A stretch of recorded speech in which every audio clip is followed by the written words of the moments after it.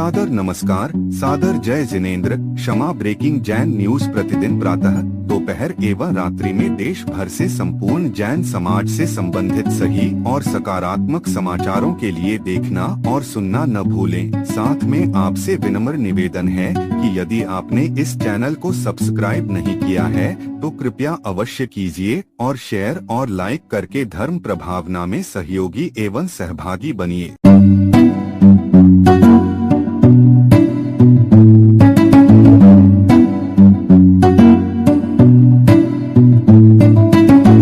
के चरणों में यशोधर तीर्थ क्षेत्र महरौनी, दिगंबर जैन समाज महरौनी एवं लाल घाटी जैन समाज भोपाल की ओर से नमोस्तु में ज्यादा टाइम नहीं। नमोस्तु नमोस्तु नमोस्तु।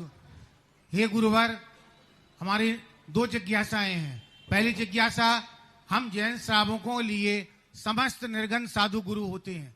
किसी भी समस्या के लिए हम किस, जबकि हर साधु का सोचने का ढंग अलग अलग होता है, हम किस बात को माने। दूसरी जिज्ञासा, अभिषेक और शांति धारा के बीच में जो गंधोदक ले लेते हैं, क्या उचित है या नहीं?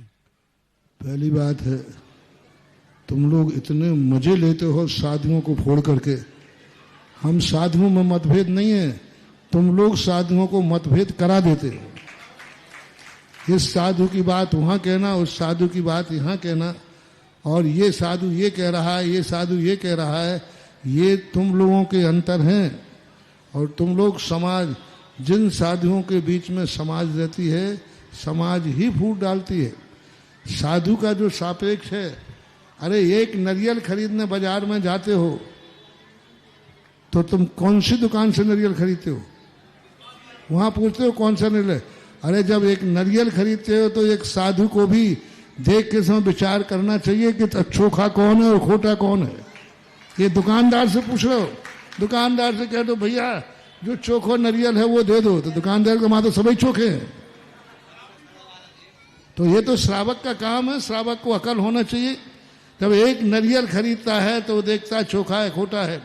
तो यहाँ साधु के लिए भी वो देखना, तो स्वयं पहचान होना चाहिए कि कौन साधु चोखा है कौन खोटा है और उसकी मर्यादा क्या है। और दूसरी बात कि साधुओं के जो कथन होते हैं वो सापेक्ष होते हैं।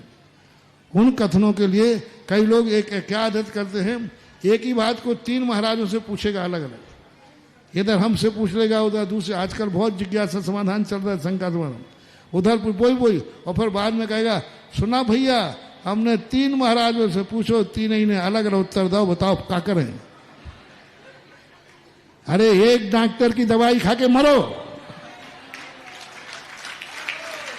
एक डॉक्टर की दवाई खा के मरो, कम से कम LIC मिल जाएगी। 17 डॉक्टरों की दवाई खा के मरोगे तो वो कहेगा उसकी दवाई से मरा, वो कह रहा है उसकी दवाई से मरा, और तुम बेटा चला गया और अपने आप रह जाओगे। इसलिए एक डॉक्टर की दवाई खा के मरो तो कम से कम जीवन के साथ और जीवन के बाद भी होगा, ये निर्णय करो। 7 मामाओं का भांजा भूखा सोवे। हाँ, वो सोचो उसने कर लिया होगा, वो सोचो उसने कर लिया होगा, वो भटकते ही रहता है। कई लोगों की क्या आदत होती है, दवाई होती ना मेडिकल में, उसने सोची अब डॉक्टर क्या मेडिकल में है तो सब दवाई, एक एक दवाई सभी खा लो, कोई तो फिट बैठेगी। तो बोलो क्या होगा? निर्णय करो, एक में इदमेव दुष्मेव। ये फैसला आपको खुद करना चाहिए और अपने आप में ये विचार करना चाहिए कि हमारी जिंदगी का क्या लक्ष्य है। भटकती हुई आत्माएं जो अभी जिंदगी में यही निर्णय नहीं कर पाया कि सच्चा गुरु क्या है, कौन है, वो जैन कुल में जन्म लेने का मतलब क्या निकला है।